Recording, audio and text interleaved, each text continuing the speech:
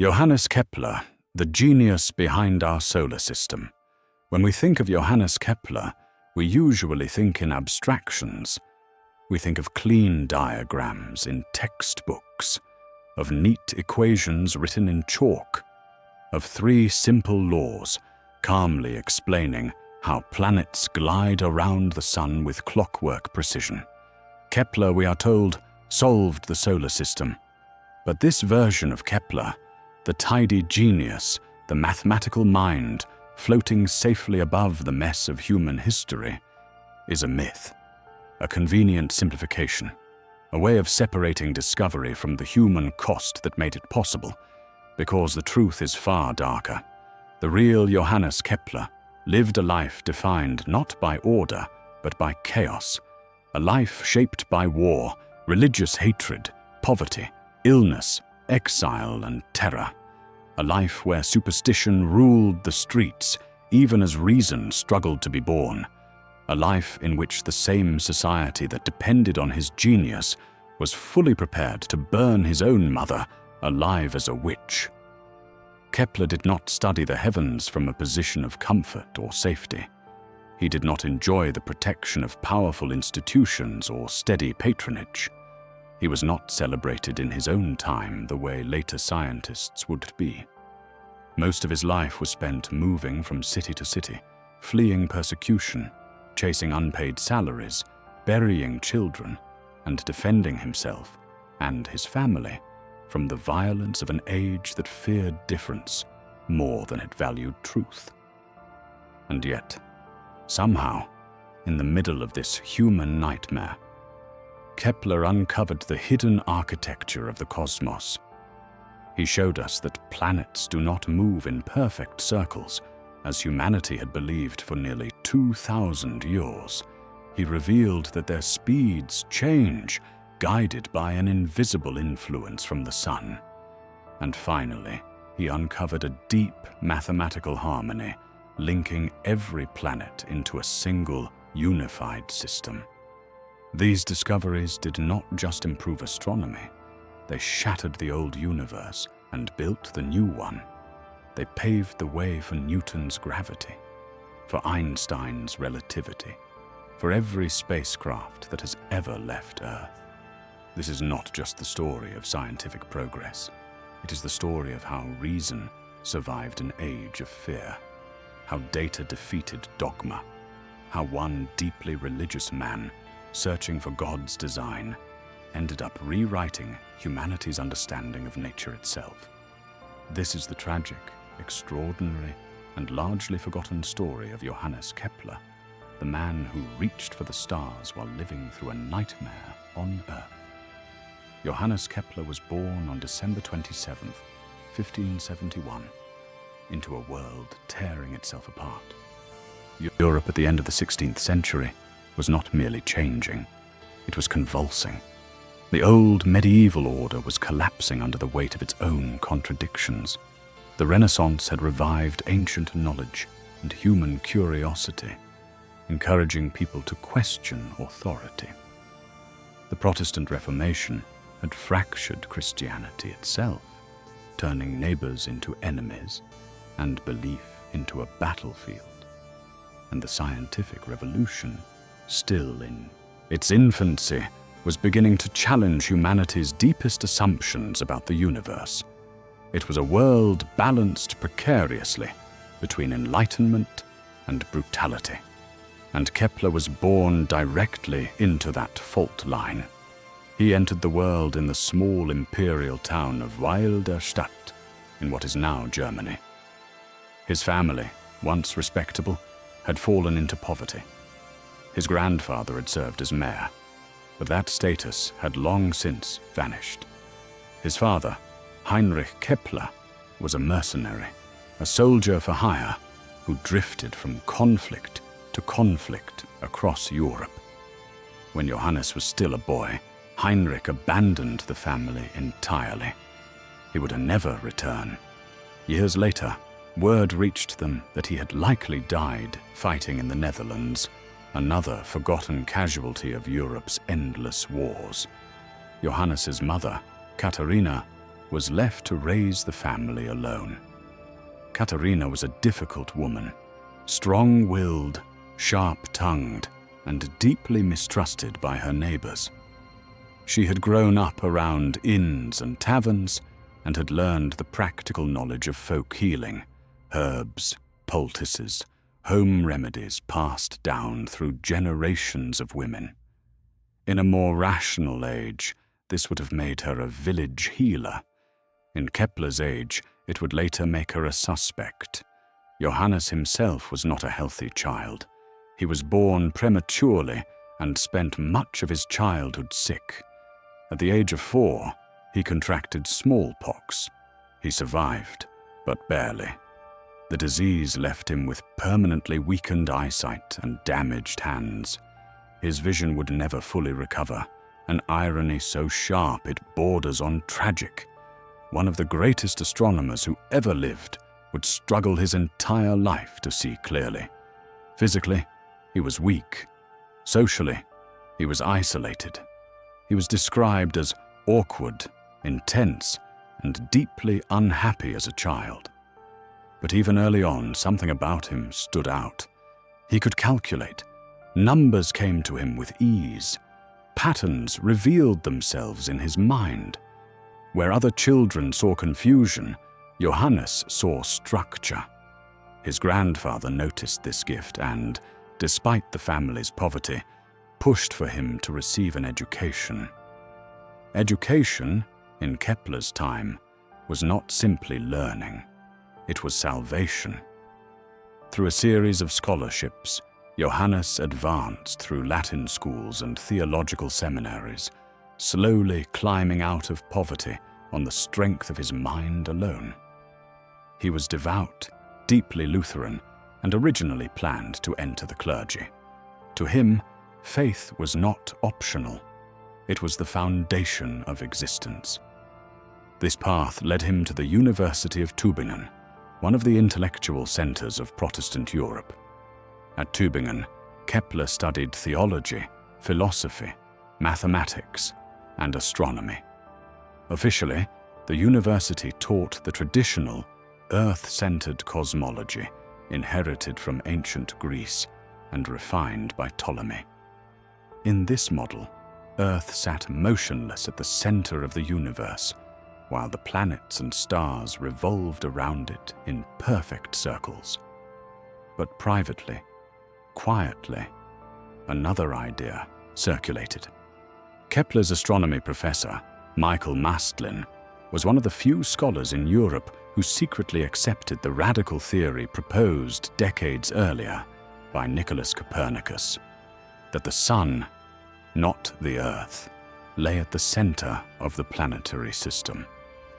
Publicly endorsing heliocentrism was dangerous. It contradicted scripture as it was commonly interpreted. It challenged Aristotle. It destabilized humanity's perceived place in creation. But Mastlin shared it in confidence with his most promising students. For Johannes Kepler, this idea was electrifying. The heliocentric system stripped Earth of its cosmic privilege. Humanity was no longer the centerpiece of creation. We were just one planet among others, moving through space according to hidden rules. To many, this was an insult. To Kepler, it was a revelation. The sun-centered model felt true, not just mathematically, but spiritually. Kepler did not see Copernican astronomy as a threat to God. He saw it as evidence of God's deeper wisdom, a simpler system, a more elegant design, a universe governed not by human vanity, but by mathematical harmony. This is the key to understanding Kepler. He was not a secular scientist, hunting for truth, independent of belief. He was a deeply religious man, hunting for God's blueprint. He believed the universe was built according to divine geometry, that God had chosen mathematics as the language of creation, that by uncovering mathematical laws, humanity could glimpse the mind of the Creator himself. He famously described his work as an attempt at thinking God's thoughts after him. This belief would guide every decision he made and nearly destroy him. In 1594, Kepler's life took an unexpected turn. Instead of becoming a minister, he was offered a position as a mathematics and astronomy teacher in the city of Graz, in modern-day Austria. The job pulled him away from theology and into applied astronomy, calculating calendars, casting horoscopes, and teaching geometry. It was here, in Graz, that Kepler experienced his first major intellectual breakthrough. While preparing a lecture, he had a sudden vision. What if the spacing of the planets was not random? What if it reflected a deeper geometric order? At the time, only 6 planets were known: Mercury, Venus, Earth, Mars, Jupiter, and Saturn. Kepler noticed something curious. There were exactly 5 Platonic solids, perfect 3-dimensional shapes known since antiquity: the cube, the tetrahedron, the dodecahedron, the icosahedron, the octahedron. To Kepler, this could not be a coincidence. He imagined a breathtaking model of the cosmos, a series of nested spheres and solids, each Platonic solid separating the orbit of one planet from the next. The geometry was elegant, mystical, divine. In 1596, he published this vision in a book titled Mysterium Cosmographicum, the cosmographic mystery. The theory was wrong. The planets did not align perfectly with the Platonic solids. The model would eventually collapse under better data. But historically, the book was revolutionary.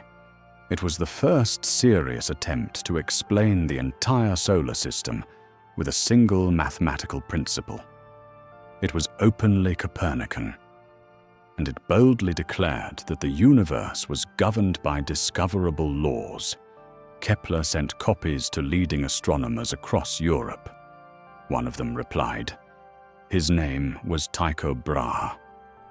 By the late 1590s, the fragile balance that had allowed Johannes Kepler to live and work in Graz finally collapsed. Europe was sliding deeper into religious extremism. What had begun decades earlier as a theological dispute had hardened into something far more brutal, a continent-wide struggle for power, identity, and survival. Catholic rulers sought to reclaim Protestant territories. Protestant communities fortified themselves against forced conversion. The idea that someone might quietly believe the wrong thing had become intolerable. Graz, where Kepler lived and taught, sat squarely in the path of this conflict. The Catholic Counter-Reformation reached the city with force. New decrees were issued.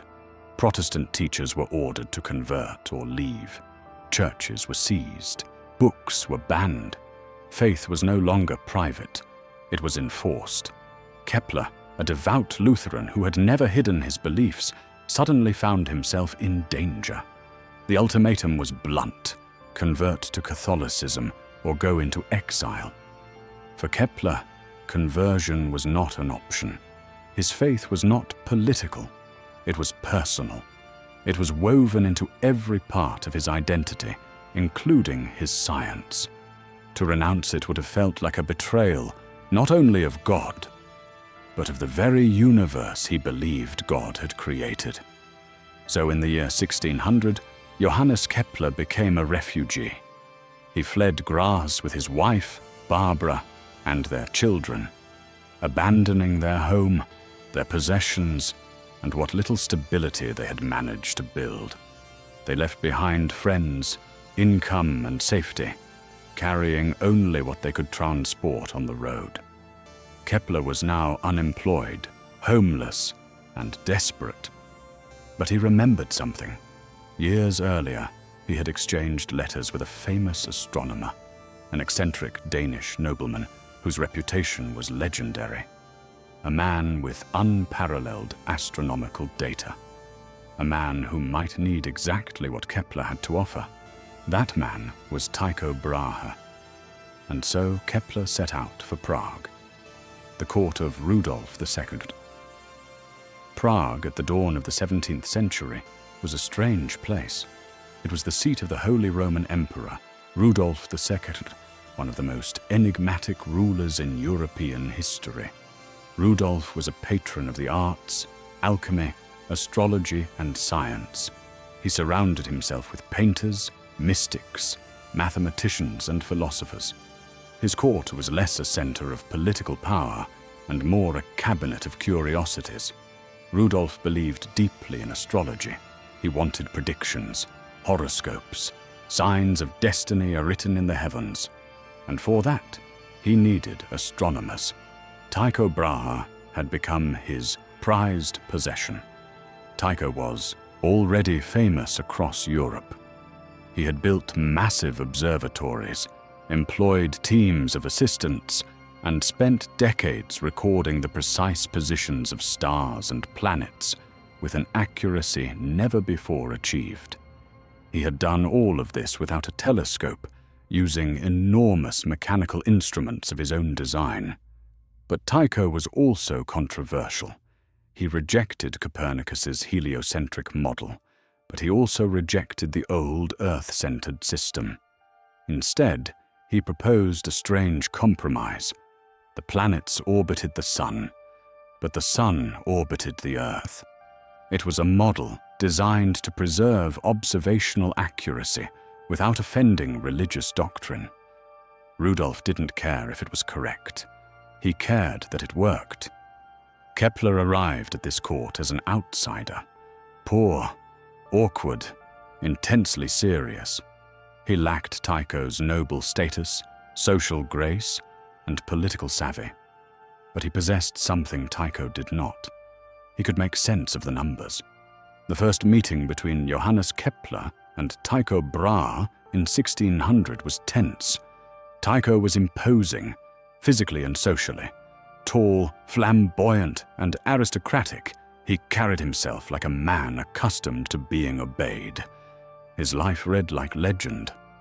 As a young nobleman, he had lost part of his nose in a duel over a mathematical argument. Ever since, he wore a prosthetic nose made of metal, brass or silver, depending on the occasion. He lived extravagantly. He drank heavily. He hosted wild banquets. His observatory castle was famous for its excesses. Kepler was the opposite: thin, sickly, nervous, intensely religious. He dressed poorly. He spoke awkwardly.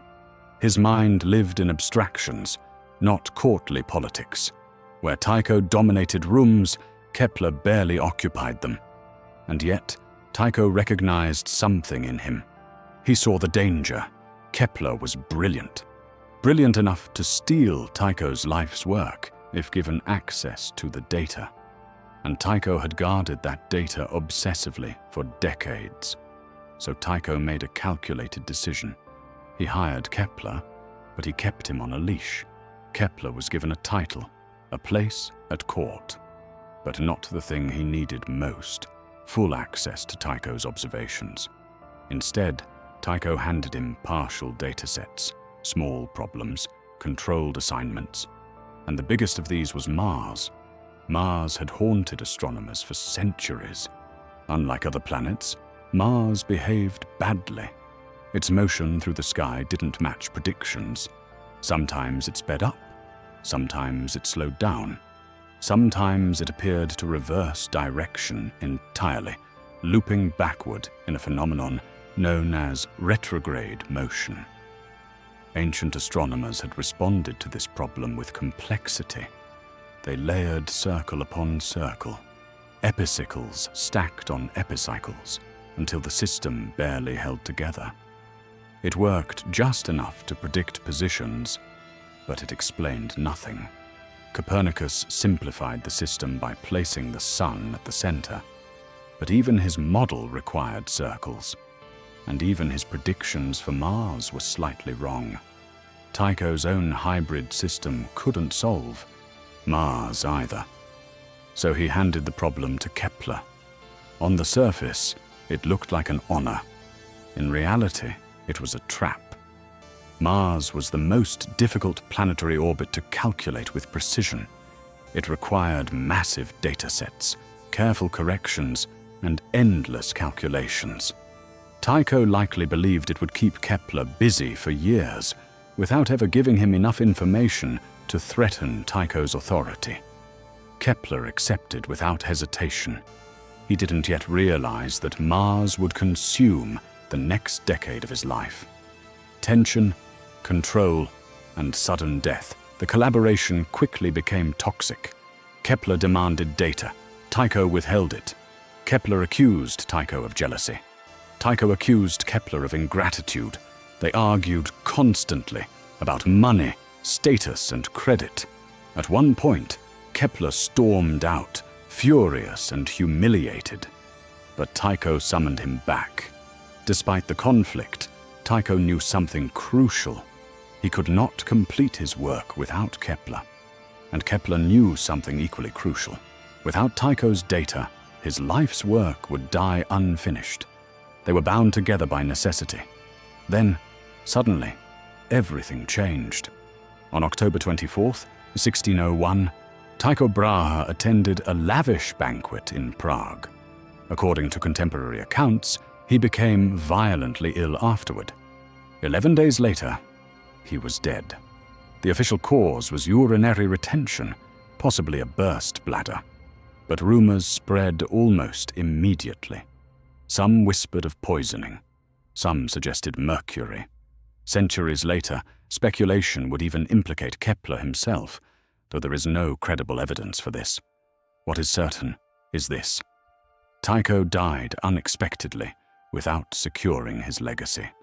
On his deathbed, he reportedly begged Kepler to use the data to prove his model, so that he would not seem to have lived in vain. Kepler was devastated, but he was also trapped. Tycho's family claimed ownership of the data. They saw it as property, something to be sold or leveraged. Kepler saw it as sacred, as the key to understanding the universe itself. A bitter legal struggle followed. Eventually, Kepler prevailed. He was appointed imperial mathematician, and at last, he gained access to the greatest astronomical dataset the world had ever known. Now the war with Mars could truly begin. When Johannes Kepler finally secured Tycho Brahe's astronomical data, he understood exactly what he now possessed. This was not merely information. It was power. Tycho's observations were the most precise ever made by human hands. For decades, Tycho had tracked the positions of planets night after night, year after year, with instruments of his own design, huge brass quadrants and sextants mounted in stone. These measurements were accurate to within a single arc-minute, an almost unimaginable level of precision for the era. Kepler knew what that meant. It meant there was nowhere to hide. Previous astronomers could excuse errors by blaming faulty observations. Kepler could not. The data was too good. If the theory failed, the theory, not the sky, was wrong. And so, alone in his study, surrounded by stacks of tables and handwritten notes, Kepler declared war on Mars. He would later describe this period of his life as a siege, a relentless, exhausting campaign that consumed his thoughts, his health, and his faith. Mars was not just a planet, it was a gatekeeper. If Kepler could understand Mars, he could understand the solar system itself. Kepler began where every astronomer before him had begun, with the circle.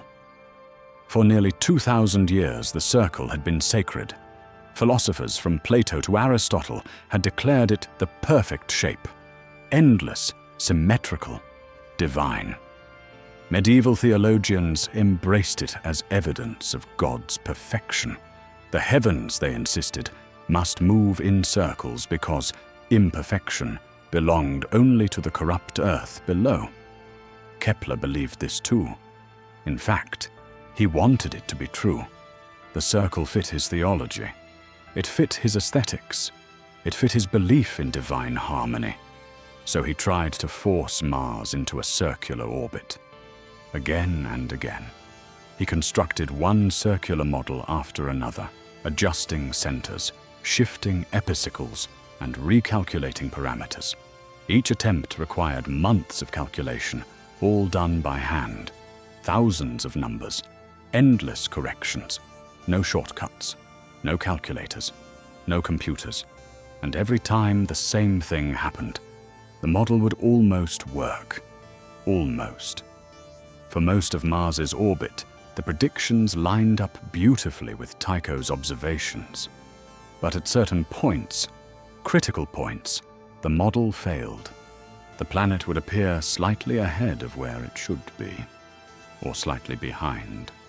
The discrepancy was tiny, just 8 arc minutes.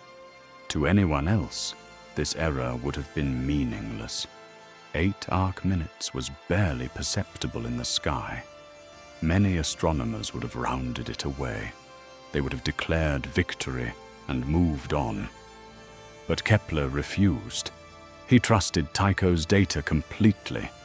Tycho's instruments were better than theory, better than tradition, better than ancient authority. And so Kepler made a radical decision. He would not adjust the data to fit the theory. He would destroy the theory to fit the data. That decision marks one of the great turning points in the history of science. The 8 arc minutes that changed the universe. Kepler later wrote about those 8 arc minutes with reverence. They alone, he said, have led the way to the complete reformation of astronomy. What haunted him was not the size of the error, but its persistence. No matter how he tweaked the circle, the discrepancy remained. The universe itself was refusing to obey human expectation. This forced Kepler into a terrifying possibility. What if the heavens were not perfect? What if God had not chosen the circle? To abandon the circle was to abandon 2,000 years of philosophy, theology, and scientific tradition. It meant rejecting Aristotle, rejecting Ptolemy, rejecting the assumptions embedded in Scripture itself. It meant standing alone against history. Kepler wrestled with this for years. He tried ovals. He tried combinations of shapes. He tried increasingly desperate mathematical contortions. His notebooks from this period read like the journal of a man losing his mind. Calculations crossed out, rewritten, abandoned, resumed. And then, reluctantly, he tried the ellipse. The ellipse, an unthinkable shape. An ellipse is a stretched circle. It has 2 focal points instead of 1 center. It lacks the divine symmetry that philosophers loved. It was ugly. It was inelegant. It was accurate. When Kepler placed the Sun at one focus of an elliptical orbit and ran the calculations again, something extraordinary happened. The numbers matched, not approximately, not mostly, but perfectly. Every stubborn discrepancy vanished. Mars fell into place. The planet's motion suddenly made sense, not as a celestial mystery, but as a natural consequence of geometry. Kepler was stunned. The solution was so simple, so devastatingly obvious in hindsight, that it almost felt cruel. 2,000 years of circular obsession, undone by a slightly squashed curve. This was Kepler's first law of planetary motion. Planets move in ellipses, with the Sun at one focus. With that single statement, the ancient universe died. The heavens were no longer perfect. They were honest. Motion reveals its secret, but Kepler wasn't finished.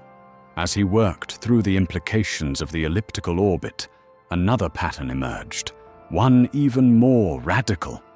He noticed that Mars didn't move at a constant speed. When it was closer to the Sun, it moved faster.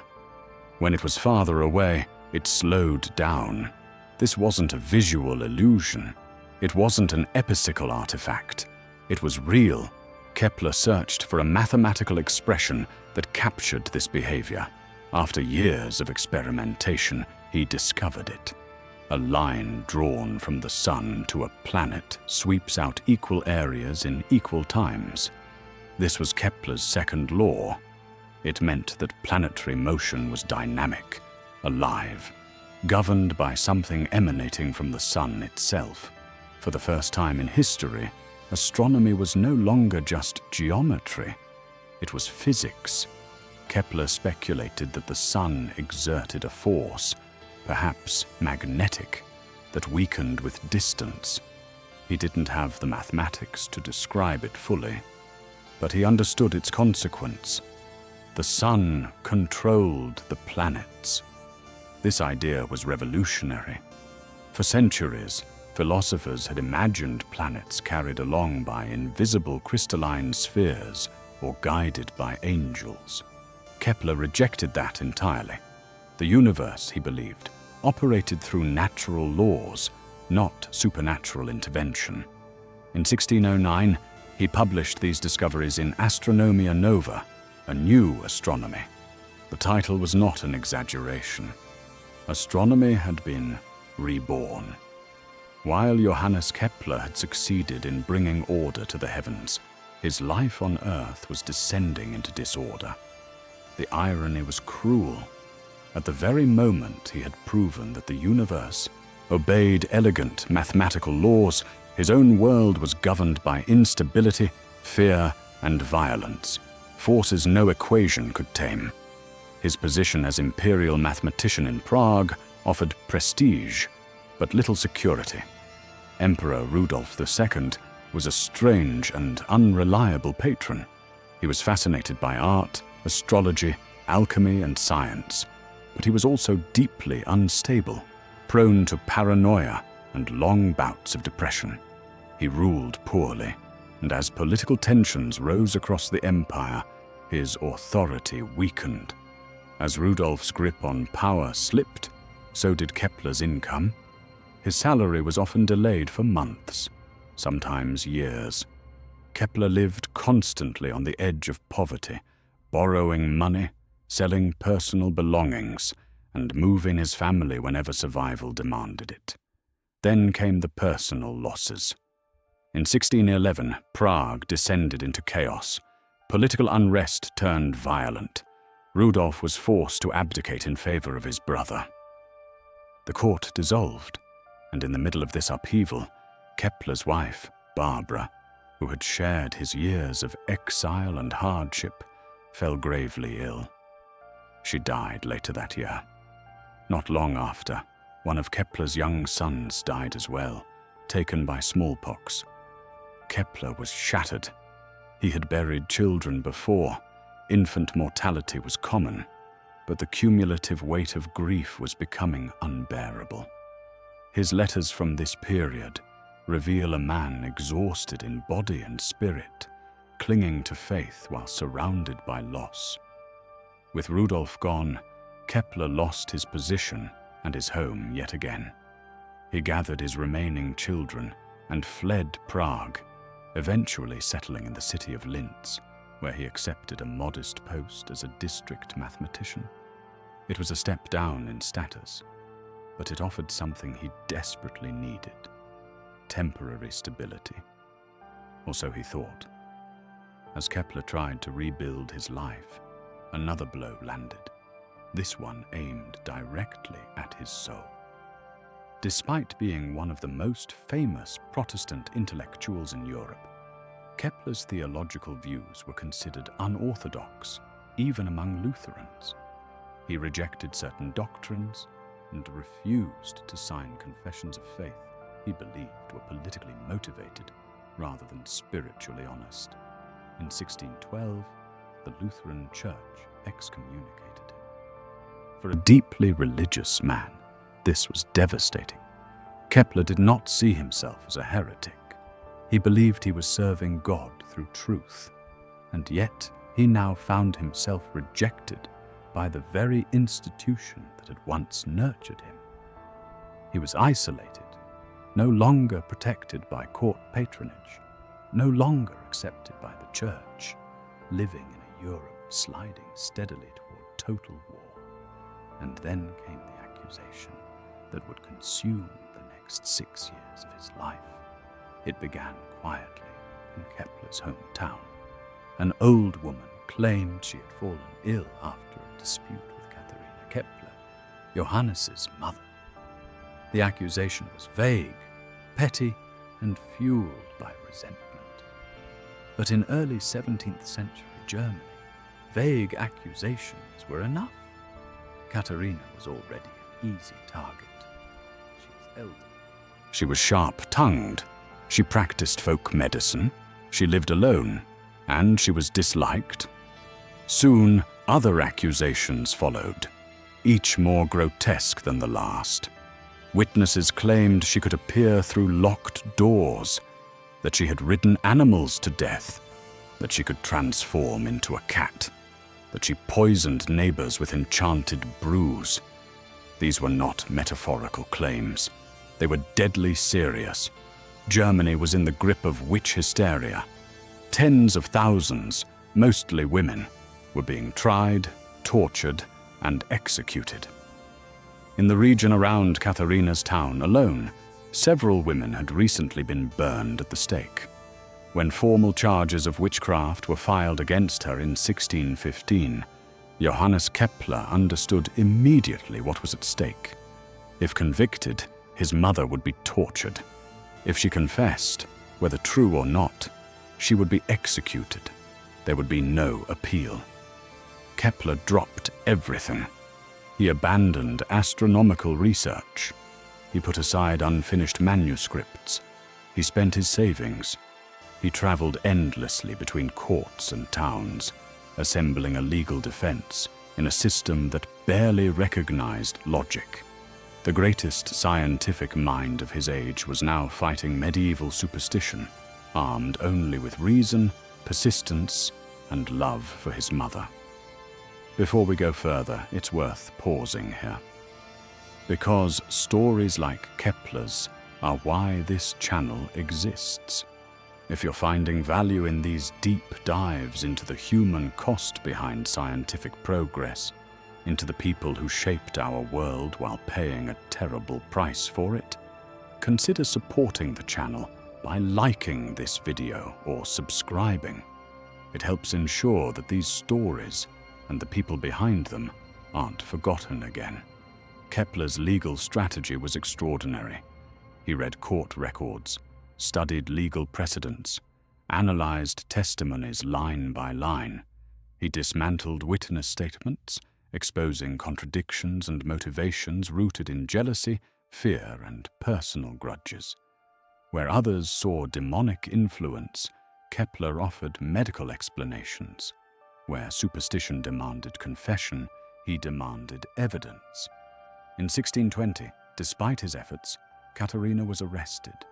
She was over 70 years old.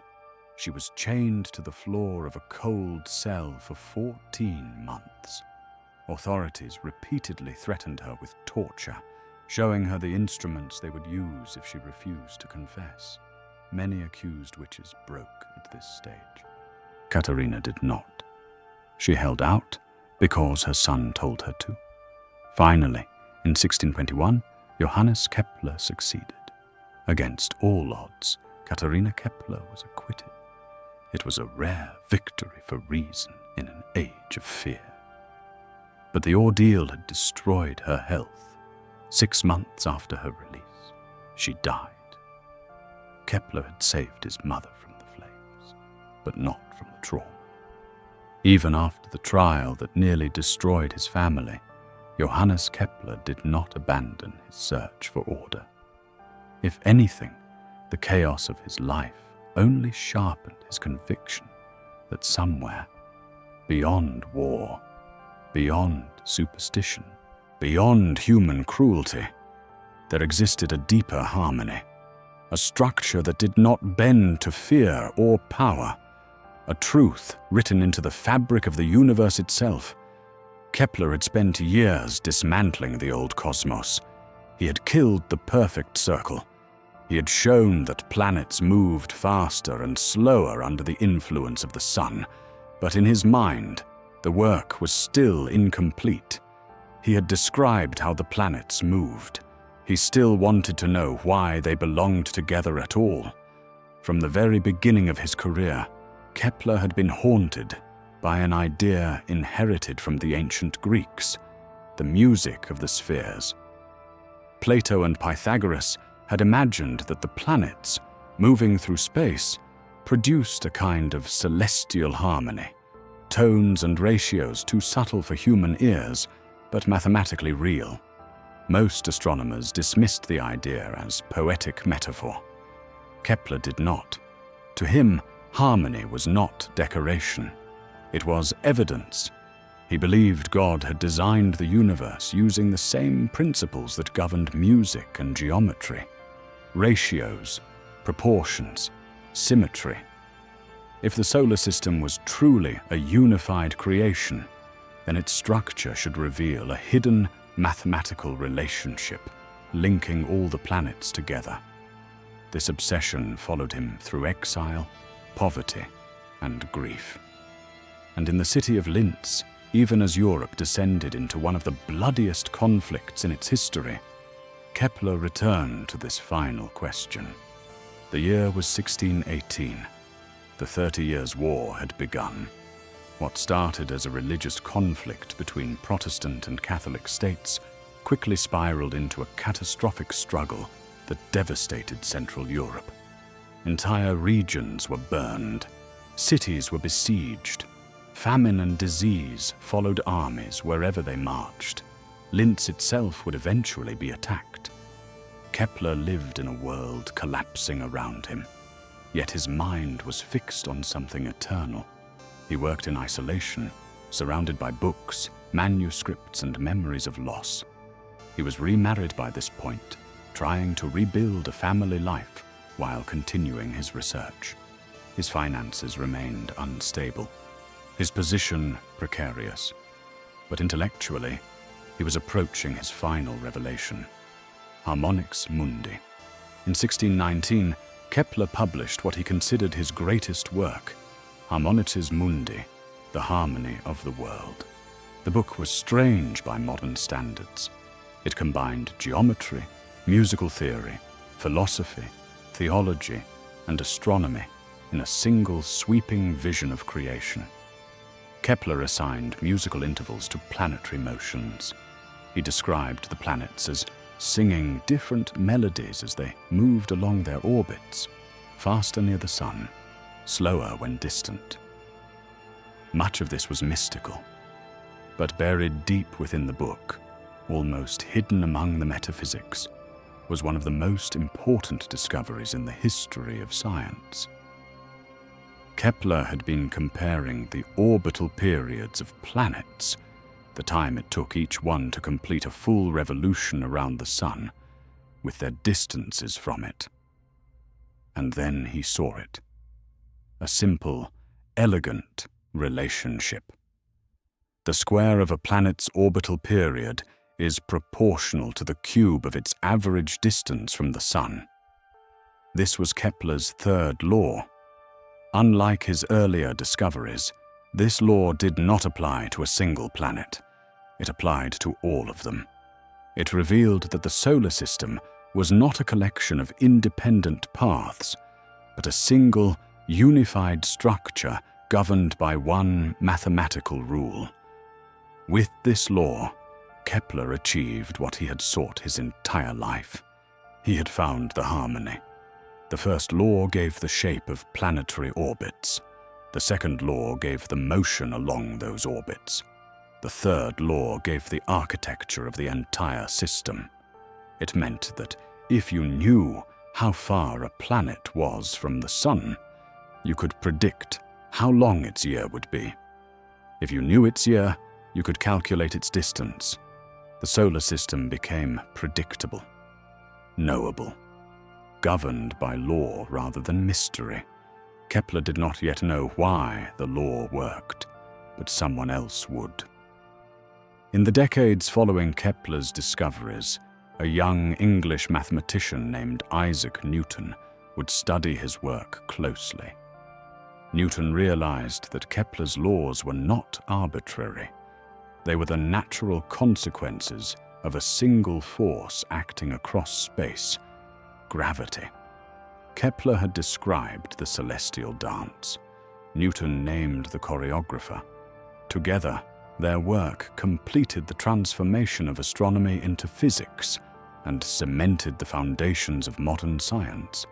And yet, Kepler himself never lived to see the full impact of his ideas. Kepler's last years were spent, much as his life had been spent, moving, struggling, and working. The war reached Linz in 1626, forcing him to flee yet again. His final major work, the Rudolphine Tables, was published in 1627. Using Tycho Brahe's observations and Kepler's laws, these tables predicted planetary positions with unprecedented accuracy. They were a triumph. Sailors used them for navigation. Astronomers relied on them for generations. They proved beyond doubt that Kepler's universe was the correct one. But the tables brought him little financial reward. Kepler spent his last years traveling across Germany, attempting to collect the salary owed to him by various rulers, money promised but rarely paid. In 1630, while on one such journey, he fell ill in the city of Regensburg. He died there on November 15th. He was 58 years old. Kepler was buried in a local churchyard, but only a few years later, during the chaos of war, the grave was destroyed.